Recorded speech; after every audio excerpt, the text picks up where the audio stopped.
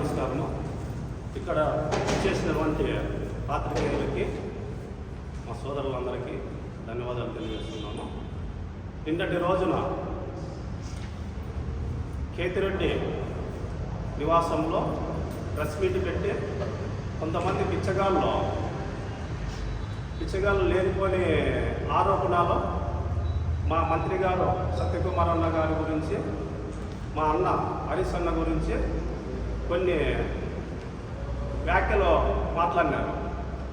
వాళ్ళకి చెప్తున్నాను, లుచ్చా నా కొడుకులకి చంద్రమోహన్ నారాయణ రెడ్డి, నువ్వు హరీష్ అన్నకి ఏమి అర్హత ఉంది అంటున్నావు. హరీష్ అన్న గారు మంత్రి గారి తమ్ముడు, ఈ నియోజకవర్గానికి ఇన్ఛార్జ్, పిఏ కాదు ఇన్ఛార్జ్, అది గుర్తుపెట్టుకొని మాట్లాడు. అదేవిధంగా కర్నూలు జిల్లాకి 2 సార్లు బీజేపీ అధ్యక్షునిగా చేసిన హోదా ఉంది మా అన్నకి, హరీష్ అన్న గారికి. రాష్ట్ర స్థాయిలో కానీ ఆయన కార్యదర్శిగా చేసిన అర్హత ఉంది. తెలిసి తెలియక ఏదైతే పిచ్చి కూతురు కూర్చున్నారో నోరు అదుపులో పెట్టుకొని మాట్లాడితే బాగుంటుంది, లేదంటే తీవ్రమైన పరిణామాలు ఎదుర్కొంటారని తెలియజేస్తున్నాను. లోకల్ కాదు అంటున్నారు. నీది ఏ ఊరు? నీది ధర్మారం లోకలా? నీది కనగానపల్లి మండలము కొత్తూరు నుండి వచ్చినావు. కొత్తూరు నుండి వలస వచ్చి నువ్వు ధర్మారంలో వచ్చి ఇక్కడ మగ్గం నేర్చుకొని 2 మగ్గాలతో స్టార్ట్ చేసినవి. ఈ పొద్దు 100 కోట్లు నువ్వు ఎంత సంపాదించినావు? అది ఏమన్నా మీ పెద్దోళ్ళు ఏమన్నా జమీందారులా ఏమన్నా, లేకపోతే మీ సొంతూరు ఏమన్నా ధర్మవరమా? ఎత్తుకునేదానికే హరీష్ అన్న ఎక్కడో కర్నూలు అది అంటావు. అవును, ఆంధ్ర అనేది వేరే రాష్ట్రం కాదు, లేకపోతే వేరే దేశం కాదు, ఆంధ్రాలోనే ఉన్నాడు. ఆంధ్ర ముద్దుబిడ్డ హరీష్ అన్న గారు. ఇంకొకసారి పిఏ అన్నావంటే బాగుండదు. నువ్వు ఎక్కడి నుండి వచ్చి నువ్వు ఇక్కడ మున్సిపల్ వైస్ చైర్మన్ అయ్యి, మున్సిపల్ వైస్ చైర్మన్ కాకపోతే నువ్వు బాడిగిట్లో ఉండేవాళ్ళు. ఇప్పుడు నీకు 100 కోట్లు పెట్టి 5 కోట్లు 6 కోట్లు పెట్టి నువ్వు ఇల్లు కట్టించినావే, ఎక్కడి నుండి వచ్చిందండి? నువ్వు అవినీతి చేయలేదా? నువ్వు ఎంత అవినీతి చేసింటే నువ్వు సంపాదించినావు సొమ్మంతా? ఎంతమందిని నువ్వు మా బీసీ వర్గాలైన చేనేత కులానికి చెందిన వాళ్ళు ఎంతమందిని నువ్వు హింసించి వసూలు చేసినావు? మీరును మీ నాయకుడు, అవి గుర్తుకు రాలేదా మీకు? మీరు చేసిన అవినీతి ఇంత కాదు. ధర్మవరం మున్సిపాలిటీలో ఇప్పుడు నువ్వు ఉండే ఇంటికి మున్సిపాలిటీ వాళ్ళు నోటీస్ ఇస్తే నువ్వు దానికి ఏమైనా సరైన రీజన్ చెప్పినావా? నువ్వు ఉండేది ఏమన్నా నీ సొంత స్థలం? అది కబ్జా చేసిన స్థలం. మున్సిపాలిటీ వాళ్ళు నోటీస్ ఇచ్చిండేది ఇది. ఒకసారి గుర్తు చేసుకో. మున్సిపాలిటీ వాళ్ళు నీకు నోటీస్ ఇచ్చి పంపించినారు. దీనికి సరైన రీజన్ లేక నువ్వు వాడు ఈడు కాళ్ళు పట్టుకొని దాన్ని మున్సిపాలిటీలో రద్దు చేసుకుంటే సంగతి అప్పుడే మర్చిపోయి నువ్వు నోటికి వచ్చినట్టు వాగుతున్నావు. ఇది సరైన పద్ధతి కాదు. పద్ధతి మార్చుకోకపోతే తీవ్రమైన పరిణామాలు ఉంటాయి. ఖబర్దార్ చెప్తున్నావు. నువ్వు వైస్ చైర్మన్ అయినాక ఎక్కడైతే ఖాళీ స్థలాలు ఉంటాయో అక్కడికి నీ కౌన్సిల్లో పెట్టేది, ఆ స్థలాల్లోకి మాస్టర్ ప్లాన్ రోడ్డు వస్తుంది అనేది, మాస్టర్ ప్లాన్ రోడ్డు పెట్టేది, వాళ్ళని బెదిరించేది. మీ స్థలాల్లో మాస్టర్ ప్లాన్ రోడ్డు వస్తుంది అనేది వాళ్ళని పిలిపించుకునేది, బెదిరించేది. తక్కువ రేట్లకి నువ్వు ఎన్ని స్థలాలు కొన్నావు అది గుర్తుకు రాలేదా నీకు? ఎవరికి తెలియదు అనుకుంటున్నావా? ధర్మవరం ప్రజలకి అంతా తెలుసు. నువ్వు చేసిన అవినీతి, నువ్వు చేసిన దందా వసూళ్ళు ధర్మవరం ప్రజలకి అందరికీ తెలుసు. నీకు దగ్గరలోనే ధర్మవరం ప్రజలే తిప్పలాడించి కొట్టే పరిస్థితులు కానీ దగ్గరలోనే ఉన్నాయి. అది గుర్తుకు తెచ్చుకో. పత్తరపల్లిలో ఇంకోటి, పత్తరపల్లిలో ఆర్టీటీ ఆసుపత్రి ముందర నువ్వు పంచాయతీ చేసి ఆ స్థలంలో నువ్వు 15 సెంట్లు రాపించుకునేది వాస్తవం కాదా? దీనికి సమాధానం చెప్పు.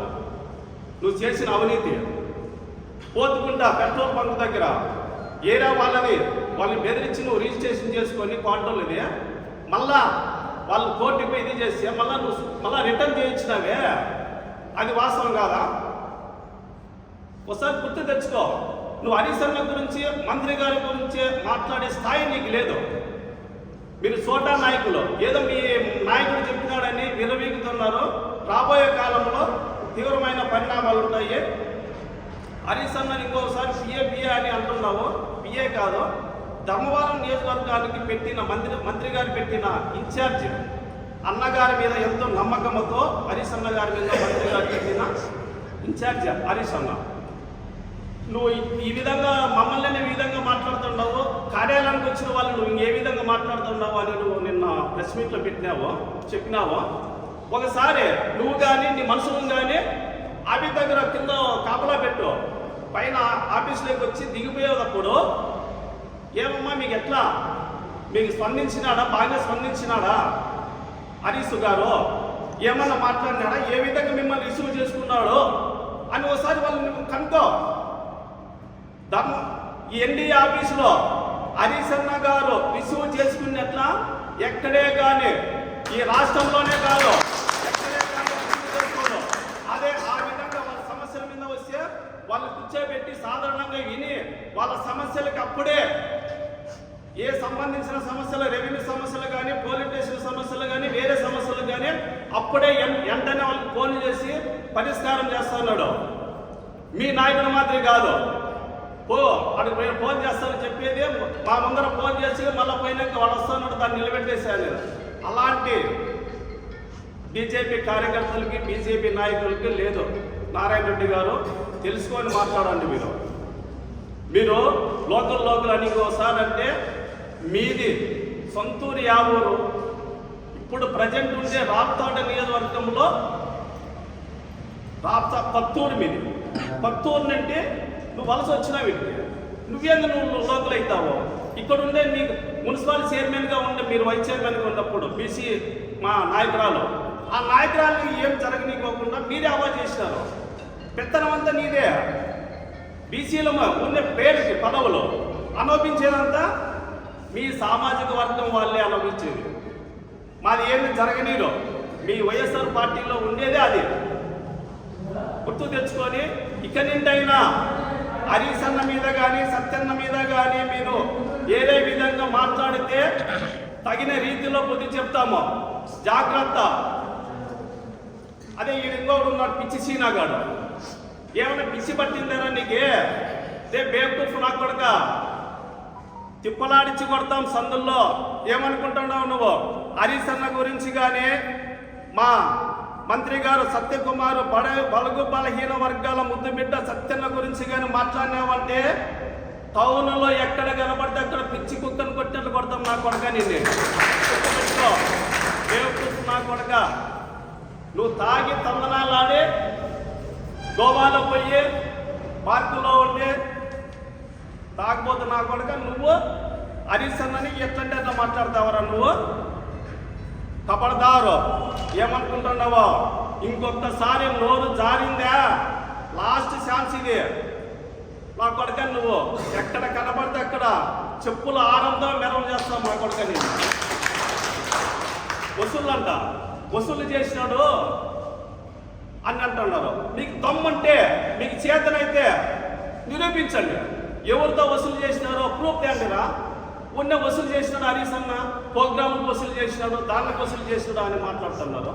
మీకు దమ్ము దైన్యం ఉంటే, సీమరక్తం ఉంటే, మీరు మగోళ్ళు అయితే నిరూపించండి. వసూలు ఎక్కడ చేసినాడో, ఎవరితో తీసుకున్నాడో, నా 50 పైసలు తీసుకున్నట్లు నిరూపిస్తే కళాజ్యోతి సర్కిల్లోనే నేను గుండు కొట్టించుకుంటాను.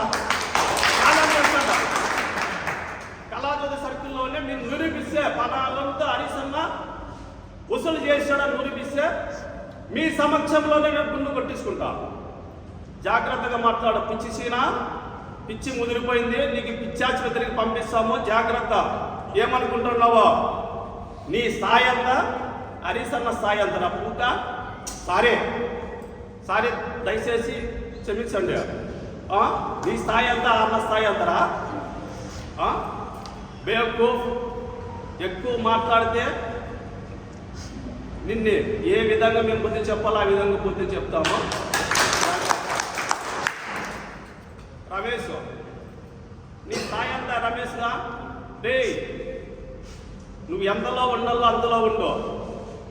హరీష్ అన్నకి చెప్పుల ఆహారం వేసి ఊరేగిస్తామన్నావు. అది నీకు తొందరలోనే మేము చేసి చూపిస్తాం. ఏమనుకుంటున్నావు? నువ్వు లుచ్చే నా కొడుకువే, ఎక్కువ మాట్లాడితే నీకు దెబ్బలే. హరీశన్నని విమర్శించే స్థాయి నీదేరా?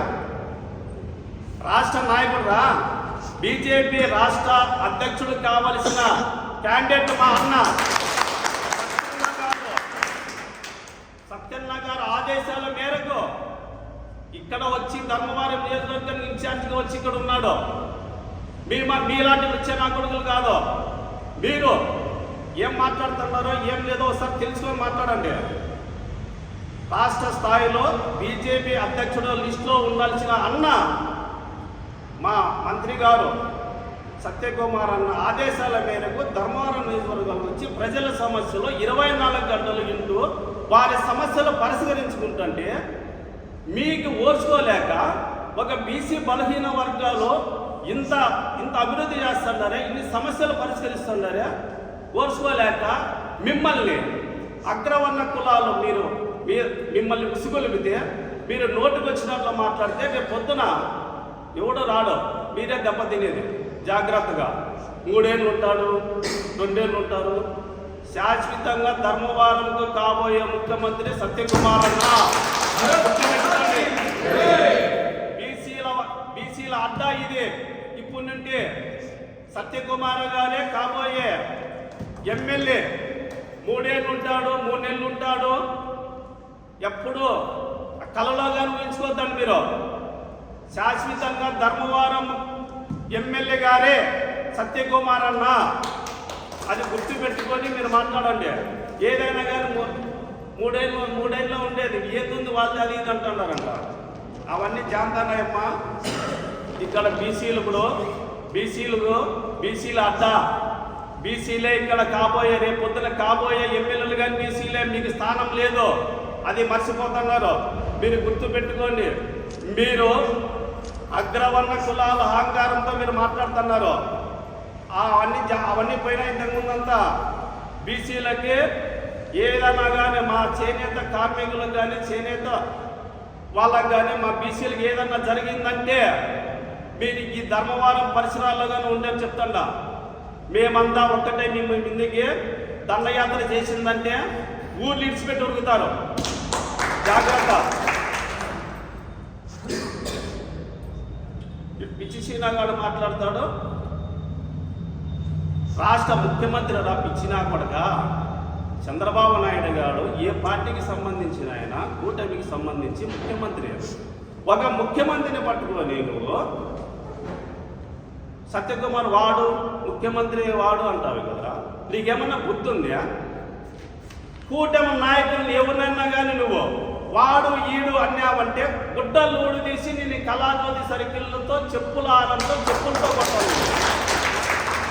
ఒక రాష్ట్ర స్థాయి ముఖ్యమంత్రిని నువ్వు వాడంటావరా? నీ ఏగితెంత ఆయన ఏగితెంతరా? ప్రజెంట్ ముఖ్యమంత్రిని నువ్వు వాడంటావు. పిచ్చి నా కొడక. నీకు తొందరలోనే పూజ ఉంది. గుర్తుపెట్టుకో. నువ్వు జీవితంలో మర్చిపోలేని పూజ నీకు గుణపడము జరుగుతుంది.